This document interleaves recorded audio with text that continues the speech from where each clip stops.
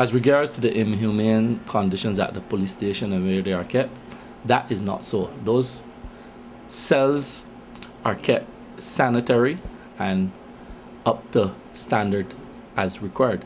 So they can't say that they're not being kept in inhumane conditions. That is not so.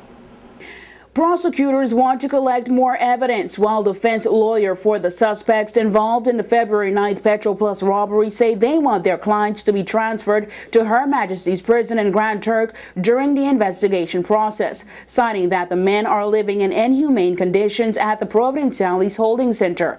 Jerome Rigby, Stanley Wilson, Louis Francis Jr., and Miguel de Mongles pled not guilty to 11 charges, including robbery, conspiracy, possession of an imitation firearm, possession of an unlicensed firearm, wounding, and unlawful possession of explosives. Prosecutors say they are applying for intimate and non-intimate samples from Wilson, Rigby, and Francis Jr. to be released to conclude their investigations. Those samples include DNA such as blood, saliva, and fingerprints. That application will have to be presented to the Magistrates Court tomorrow. However, defense lawyer Arthur Hamilton of Hamilton & Co. is objecting to the plea already. A paper preliminary inquiry has been set for May 12th to determine whether or not the case should remain in the Magistrates Court or be presented to the Supreme Court. The PI will also determine whether or not there is enough evidence stacked against the suspects and if that evidence is conclusive enough to continue with the case. Meanwhile, one of the men charged, de Mongles, had some additional charges stacked against him, including 2 more robberies.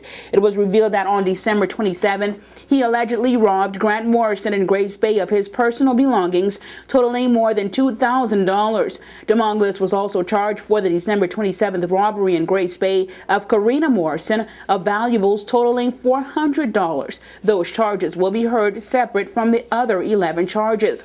Additionally, de Mongles is an illegal immigrant. He was charged last week, February 13th, for illegal entry into the Turks and Caicos Islands. He admitted in his last court appearance that he entered the TCI by boat. He was sentenced for that matter today to 5 months in prison. De Mongles was also charged for taking a motor vehicle without consent of the owner, also on February 13th. News 4 will update you on the latest developments on this story. For WIV4 News, I'm Angie Toussaint.